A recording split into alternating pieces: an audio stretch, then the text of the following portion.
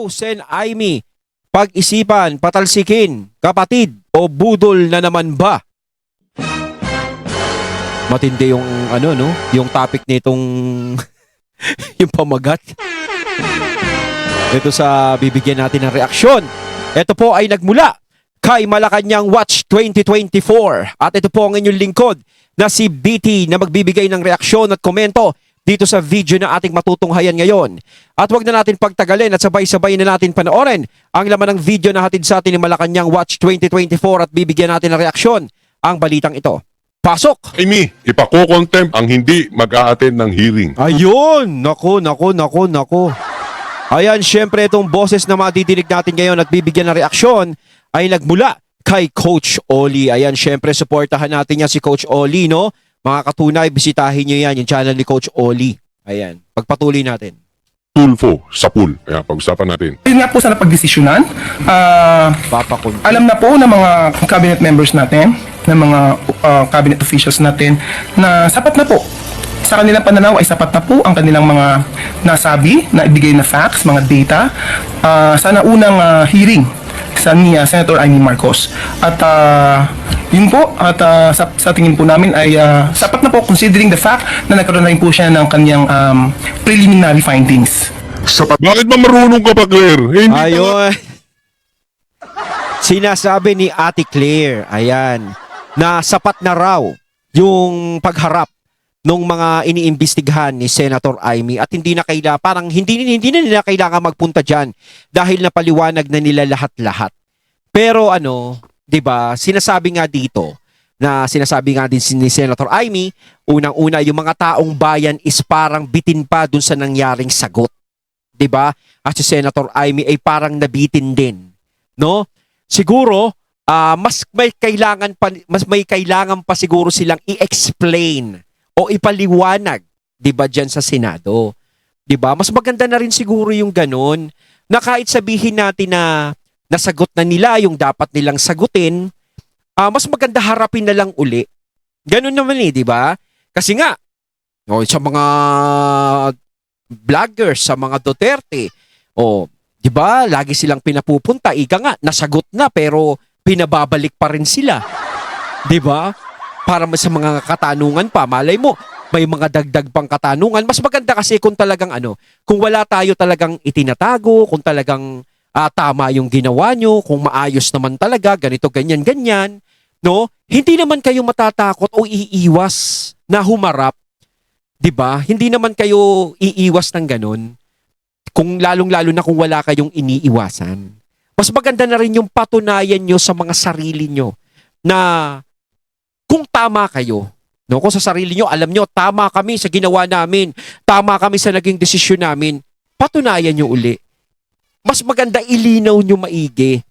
Kasi di ba, kung ganyan na hindi nila naiintindihan, malay natin, merong mga tao na inimbestigahan kayo, tapos ngayon lang pala uli manonood kasi hindi nila napanood noong nakaraan. Baka pwedeng ganun.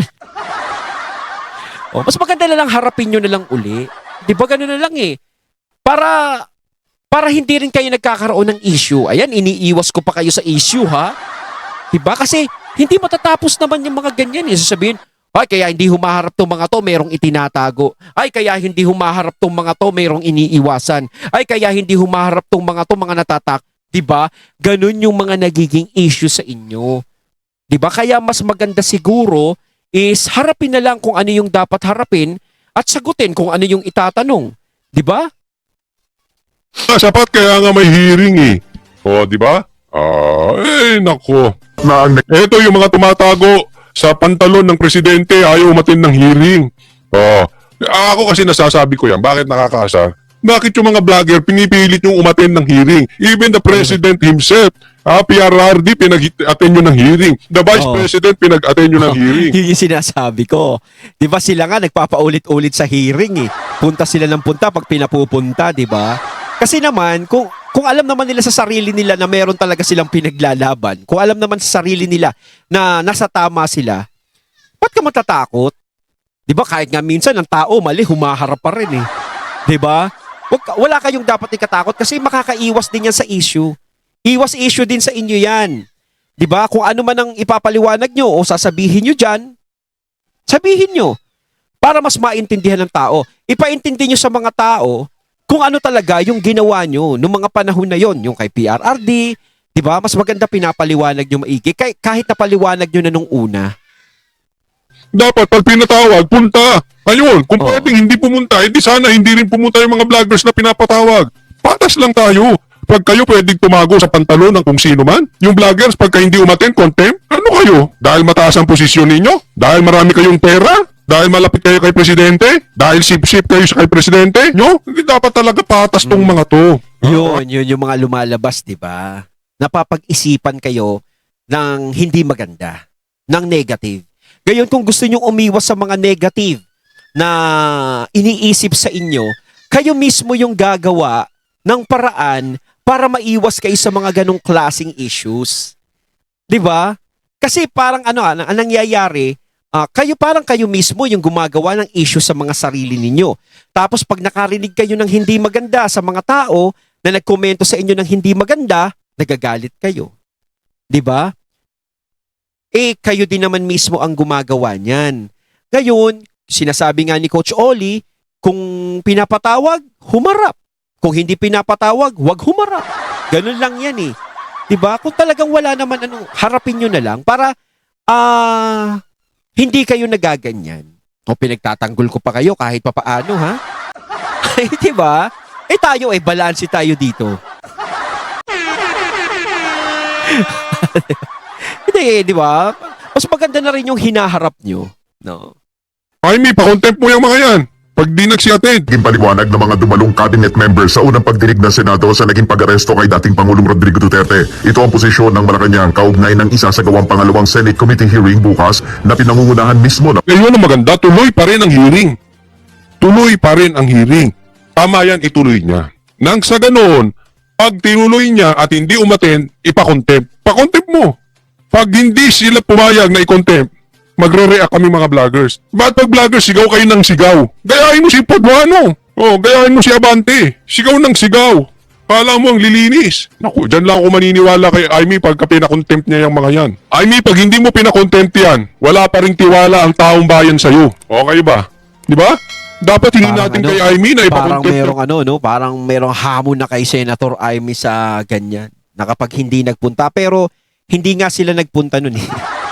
So, inaantay naman natin ngayon kung ano ang magiging aksyon ni Senator Aimee. Kasi nagsalita nga si Senator Aimee na bring them here. Ayan, di ba? Kung kay PRRD, bring him home. Sa kanila, bring them here. Ayan. Siguro hindi pa matatapos yan kasi talagang gusto talaga silang papuntahin at talagang meron pinakita ng mga papel si Senator Aimee na sa kanila, no, para magpunta sila dyan. Ang mga yan pagka hindi nagsi-attend. Ilagay nyo dyan sa comment section. Sangayon ba kayo na dapat patas ang pagtingin sa vlogger at daan sa mga sekretary na yan? At dyan sa pulis na yan? Bakit si Grijaldo? Pinakulong nyo. Pinakontempt. Ba't si Torre hindi nyo mapapakulong? Pag hindi mag-attend? No. Tingnan natin. Tingnan natin ang nito ni Aimee. Pagka hindi, niloloko mo lang kami, Aimee. Pag hindi mo kayang ipakontempt yan, pagka hindi umattend. presidential sister na si Senator Aimee Marcos.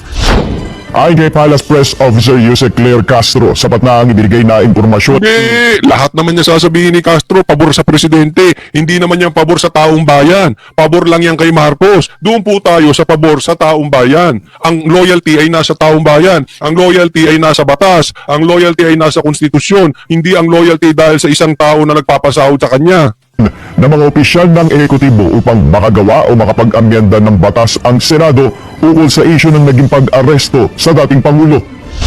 Hindi po natin masasabi na hindi naman po tinugunan ang mga katanungan kung ito po ay in aid of legislation. So malamang po ay sa Bakit ba? Doon sa vlogger ba? In aid of legislation? Anong nagawang batas doon? Alam mo, wala naman kasing problema sa mga ganyan. All we are asking is equality. Kung bawal kay Juan, bawal kay Pedro. Kung pwede kay Juan, pwede kay Pedro. Simple lang naman yun, ma'am. Bakit? Porket secretary? Tatago sa sayan ng presidente? Pag kami hindi pwede? sapat na po ang mga nasabi ng ating mga cabinet Hindi. officials para makagawa na po siya ng kanyang batas patungkol po Doon dito. kasi sa sinasabi ni Ate Claire, no? Na sapat na yung sinasabi ng mga officials. O sige, pagpalagay natin, sige, sapat na yon sa kanila, sapat na yon. at sa inyo sapat na rin yun. Kaso nga lang sinasabi nga ni Senator Amy na meron pang mga hindi nalilinawan, kung baga meron pang dapat ipaliwanag. 'Di ba? Sinasabi nga ni Senator Amy, may mga katanungan pa rin ang taong bayan. Ngayon, kaya syempre kaya nandiyan sa mga pwesto nyo, kaya kayo nandiyan is para maglingkod sa mga tao. 'Di ba? Uunahin yung taong bayan. Ganyan naman talaga bago ang sarili. 'Di ba? So, humihiling yung taong bayan. Sinasabi nga ni Senator Amy, hinihiling ng taong bayan na sagutin pa dahil parang nabitin. Kailangan ganon, magpunta sila. So, dapat pagbigyan nyo yung taong bayan kasi dito kasi sa panahon na sa ganito kasi dito sa ganito, no, dapat naman talaga yung tao ang pinapakinggan eh. 'Di ba? So, kung yun ang nire-request ng mga tao, hindi lang ni Senator Amy, so yung mga tao ang nagre-request ng ganon, dapat gawin nyo na lang.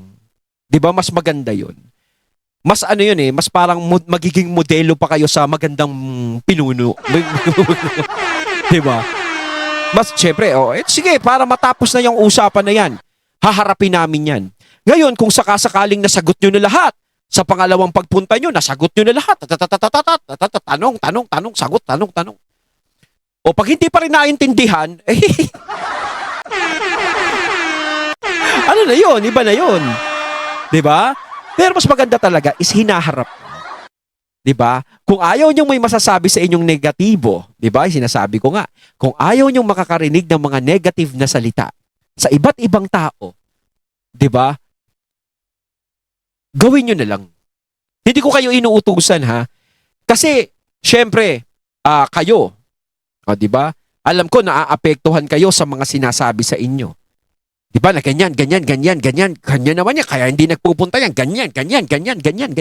Parang kasing iisipin ng mga tao rito na, ay, may tinatago to. Malamang may mali talaga sa ginawa nila. Diba? Ganun yun. Kasi parang umaamin ka sa pagkakamaling mo kung ayaw mong humarap. Diba? Parang inaamin mo yan. So kung haharapin mo yan, kung haharapin mo yan, hindi lang naman, ano lang naman to, pangalawa pa lang naman eh. Hindi katulad kay VP Sara eh. Humarap na siya nung una, humarap na ng pangalawa, harap ng pangatlo, gusto pa, humarap. Diba? Kumbaga, nasagot mo na lahat eh. Minsan yung mga tanong kay VP Sara, yung COA na dapat ang sumagot, pati yun, pinapasagot sa kanya eh. Diba?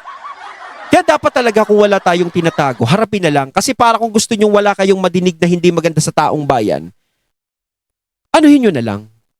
Di ba mas maganda? Para iwas issue na din kayo, sagutin nyo na dapat yung sagutin. Di ba? At linawin na dapat ang linawin. Para malaman ng mga taong bayan, yung talagang side nyo talaga. Nilinaw rin ng Malacanang na walang kontrahan o magkakaibang posisyon sa naturang pagdinig. Alam mo yung ginawang kidnapping ito dito tinamaan ng mga tulfo. Yung ginawang kidnapping kay PRRD, tapos sinasabi nila makikipag-cooperate ang ICC, ay makikipag-cooperate sila sa ICC. Nasa pool lang tulfo dito. Alam nyo kung bakit? Alam mo mga Pilipino ngayon, nasanay tayo, di ba? Kaya nga sumikat ang tulfo eh. Kaya nga magiging 3 ang senador eh, na tulfo. Yung isumbong mo kay tulfo, di ba? Yung tinutulungan yung mga mamamayan, isumbong kay tulfo tapos susolusyonan ng problema. Ngayon hindi na. Tatamaan ng tulfo talaga rito. Ang gagawin ng taong bayan, isusumbong na lang sa ICC. Wala nang isumbong mo kay tulfo. Isumbong kay ICC. Isisipin mo, isumbong mo kay tulfo. Iba na, no? Nagkaroon tuloy ng sariling palabas, no? Ganun, sumbong mo sa ICC. Magkakaroon pa ng due process, mahaba. Sasampahan pa ng kaso. Didesisyonan pa yan sa DOJ. Sumbong mo sa ICC, pag nakulong ka sa ICC, sarap buhay mo dun. Parang ang daming ang gusto magpakulong dun sa sa dahig dahil malamig O katutusin, kung kumpara mo naman sa kulungan dito, di ba? Kita mo naman na ang hirap dyan sa loob. Dito pag sa Pilipinas ka talagang para kayong sardinas talaga. Hindi katulad dyan sa dahig. Imported na pagkain mo, para ka lang nasa kwarto, para ka lang nasa kondominium. Kaso nga lang pinagkaiba, hindi ka pwede lumabas. Pero yung iba naman talagang hindi mahilig lumabas, mas pabor sa kanila yun. Lalo kang puputi doon. Napan pa ng probable cause yan. Ang tagal magdesisyon ng korte. Bago matapos ang lahat, wala na, di ba? Due process padadaanin sa due process, ganyan sa Pilipinas. Isipin mo, ba't mo isusumbong kay tulfo? Isumbong mo sa ICC. Pag malakas ka sa ICC o malakas ka sa gobyerno, pag-release mo, sabihin mo sa ICC, magpa-release kayo ng warrant of arrest. Tapos na. Wala nang hearing-hearing. Ayan ang nakakatakot kasi dyan. Sa ginawa nila, yung pag-open nila ng tungkol dyan sa ICC. 'Di ba? So, si Tatay Digong, dinala doon sa ICC, dinala doon sa The Hague. 'Di ba? Kung siya nadala, paano pa kaya yung mga susunod? Ibig ko sabihin yung mga susunod, halimbawa, may posibilidad pala na yung presidente ngayong kasalukuyan, pag natapos yung termino niya at nagkaroon siya ng problema, maaaring dalin din pala siya doon. At kung magkakaroon na naman ng presidenteng ganun, pag nagkaroon ng problema na naman, pwede rin siyang dalin doon. 'Di ba? Oh, hindi mo naman pwedeng katwiran na, hindi, wala tayong jurisdiction dyan. Oh, hindi pa pwedeng ganun. Si PRRD nga, di ba? Sa ikakatwiran, ba't si PRRD? Wala nga jurisdiction, dinala nyo ron. Oh, parang ganun yun. Di ba? Para mawawalan ka na ng katwiran nun. Oh. Kuhanin yung tao, dadalhin sa Villamor, o dadala sa Netherlands. Tapos doon na. O, halimbawa, ako malaking negosyante. Isusumbong ko pa sa korte? Huwag na. Susumbong ko pa kay Tulfo? Huwag na rin. Isumbong ko sa ICC. Di yung kalaban kong negosyante. Wala na. Kikidnapin na yun eh. Dali na doon. Kung may laban man yung kanyang kaso o wala, walang problema. Kontakin mo, kikidnapin ka, dadaling ka doon, no? Si Senator Robin nga, gusto magpakulong doon eh. Masarap daw doon eh. Sabi nga niya, sasamahan ko si Tatay Digong, di ba? Ganon si Senator Robin, no? Bihira lang sa isang tao yung makakakita ka ng isang taong tapat, di ba? Yun yung nakita ko kay Senator Robin eh. Na kahit sabihin natin na hindi siya ganon katalino sa pagiging senador, pero ang importante yung pagkatao ni Senator Robin Padilla. Yung talagang katapatan niya sa isang tao, yun ang mahalaga dun eh. Di ba? At the meantime, yung ayaman ako. Bakit? Wala yung kalaban ko sa negosyo eh. Kalaban ako sa politika. Malakas. Kunwari sa probinsya ko. Sumbong mo sa ICC pag pa-release ng warrant. Paano ang ginawa nilang kasalanan ay hindi naman nililitis ng ICC? Bakit? Si PRRD ba may kaso? Hindi nga nakasuhan dito eh. Fabricated lahat yung 30,000. Hindi nga sila makapaglabas ng dead body. Hindi nga sila... Baka nga yung mga kriminal dito sa Pilipinas eh. Nangangarap na makulong doon sa dahig eh. Diba? Mas pipiliin nilang makulong doon. Naku baka mamaya may mag-isip ng mga gumawa kaya tayo ng war crimes dito. Joke. Ay nako. Sila makapag-produce ng ebidensya. Basta ang gawin, kidnapin mo yan. Basta sinabi namin. Dalin mo doon. Wala ng due process. Doon natin pag-usapan ng due process. Ako gambling lord. Ako drug lord. Halimbawa, baka mamaya katin yun. Halimbawa, ako'y gambling lord. Ako'y drug lord. Gusto ko patligpit. Gawan ko ng kwento. Tararat, ang pinatay niya, 30,000. Asa ng ebidensya? Isasubmit namin sa ICC. Punta ka na sa ICC. Dumiretso ka na. Alam mo, kalaban natin sa politika yan. Ganun pala yung password, no? Yung key para makulong ka sa ICC. Pumaslang ka ng ganun kadami. Para madala ka doon, no? Uy. Sumbong natin sa ICC. Patiklunan natin. Mahing laki ng drug money. Gambling money. Sosolo natin yung negosyo natin dito. Dalhin mo na doon. Di ba? Dito mo yan, magtatagal pa tayo eh. Dali mo Supreme Court, magtatagal tayo. Di may kalaban pa rin tayo sa negosyo. Pag dinala mo doon, di tapos na wala tayong kalaban. Diba? Di ba? Wala na. Wala na isumbong sa Supreme Court. Wala na isumbong kay Tulfo. Natanggalan na ng papel yung tatlong magkakapatid. Iba na, isumbong na sa nila lang sa ICC tapos ang usapan. Tayo mga ordinaryong Pilipino, kawawa. March 31, nagpadala ng liham si Executive Secretary Lucas Bersamin sa Senado para ipaalam na tinatanggihan ng Malacanang ang imbitasyon ng komite na dumalo ang ilang opisyal sa pagdinig sa Huwebes. Iginiit rin ni Yusek Castro na walang itinatago ang ehekutibo na may kaugnayan sa naturang issue. Wala naman pong tinago dahil sapat na po yung napakahabang oras nung unang hearing para po masabi ang dapat na masabi po ng ating mga cabinet officials patungkol po dun sa pag-surrender kay dating Pangulong Duterte sa ICC.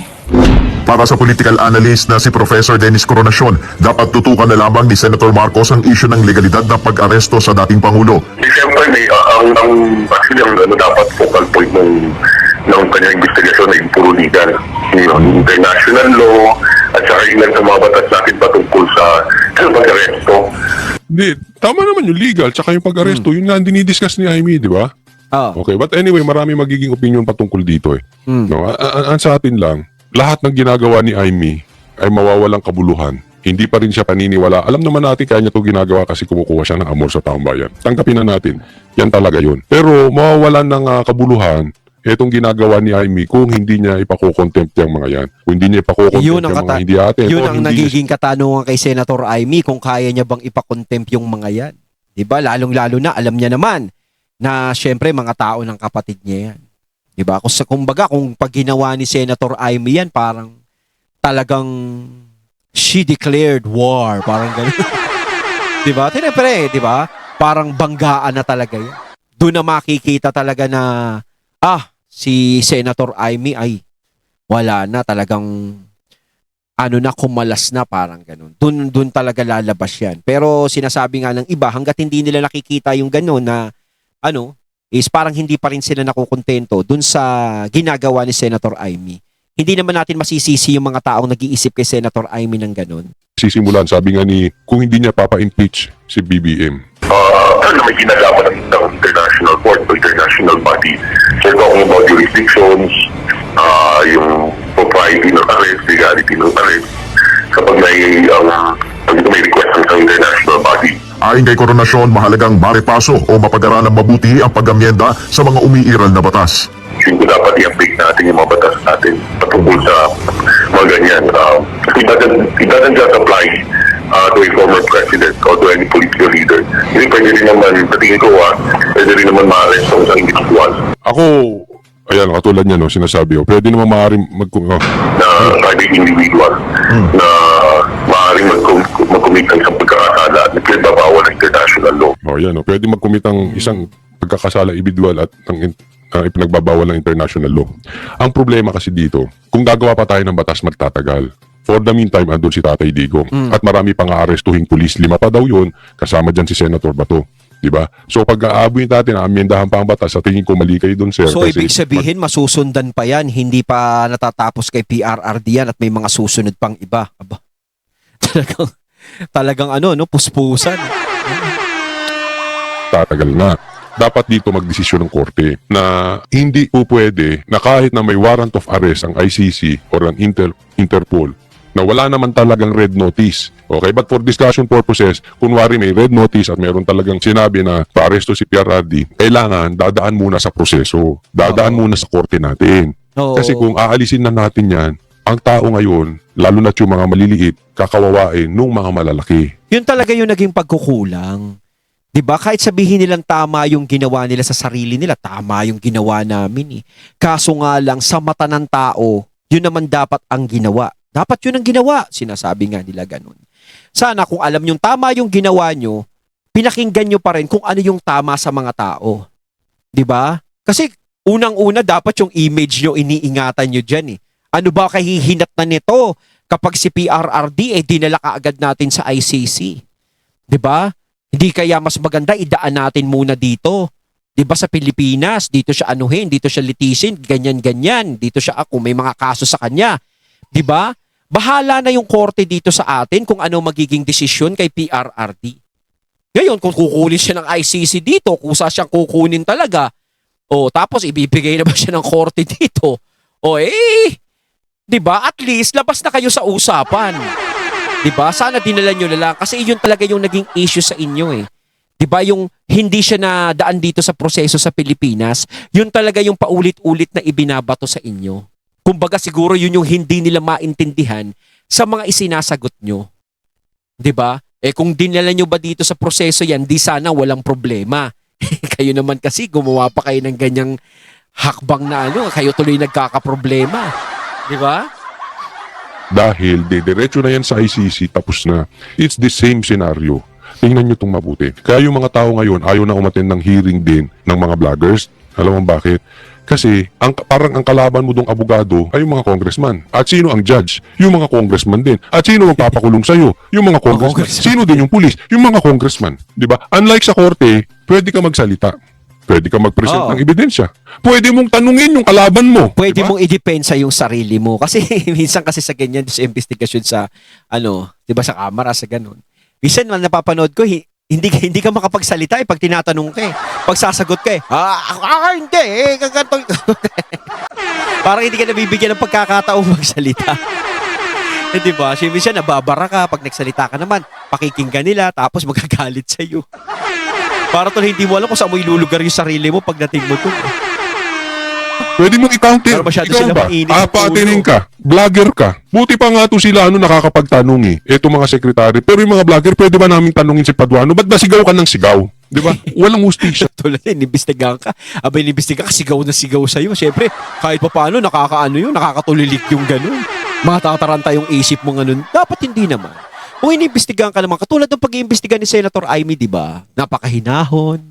Kahit sabihin mo na naaasar na siya doon sa sinasagot sa kanya, mahinahon pa rin di ba? Nakangiti pa rin. Dapat ganun na lang. Oh.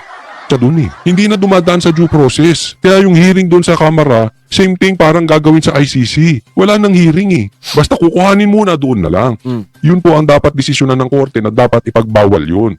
Dapat desisyonan nila na mali yun, that is illegal. Dapat lahat ng kukuhanin dito for international crime, dadaan pa rin sa due tama process. yun. Dadaan. Kasi may hustisya tayo dito. Si Tatay Digong, pwedeng kunin dito kung wala tayong hustisya dito, kung walang korte dito sa atin. Ang problema kasi may korte sa atin na kailangan dito muna siya padaanin. Yun ang naging problema ninyo. Sa korte natin. Huwag po nating sinushortcut. Nakakasama ng loob din kasi pagka nakikita ko yung mga vloggers, parang tinatanong ng tinatanong tapos sila hindi naman pwede magtanong. Kaya nga sa akin lang huwag niyo ako ipatawag dyan sa camera. Demanda niyo na lang ako. Mag-usap tayo sa korte. Kung sa tingin niyo fake news ako, magdemanda kayo. Simple lang yun Ayon, at ating natunghayan ng video na nagmula kay Malacanang Watch 2024 at syempre natinig natin ang boses na yun na binigyan natin ng reaksyon. Walang iba kundi si Coach Oli. Kayo mga katunay, anong masasabi niyo tungkol dito? Comment lang po kayo sa comment box. So once again, I'm BT and I'm out. Peace.